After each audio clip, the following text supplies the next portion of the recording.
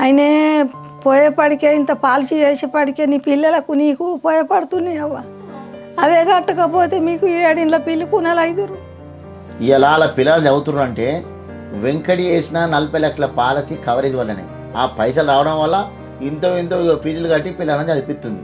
వెంకటి భౌతికంగా లేడు కావచ్చు, కానీ ఆయన వేసిన పని వల్ల ఇప్పుడు వాళ్ళ కుటుంబానికి భరోసాగా నిలిచింది. ఆయన కట్టిన కేవలం 2 ప్రీమియంలు, కానీ ఇవాళ ఎంత 40 లక్షల రూపాయలు వచ్చినాయి.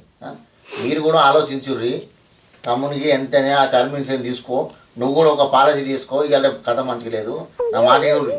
పెళ్ళి అవుతుంది, ఇంత పిల్లగాండ్లు భార్య బతుకుతారా, ఒక్కటి కడతారా నేనంటే నేను చంపే పారెత్తా అంటుండు. నేనేం చేయాలరా?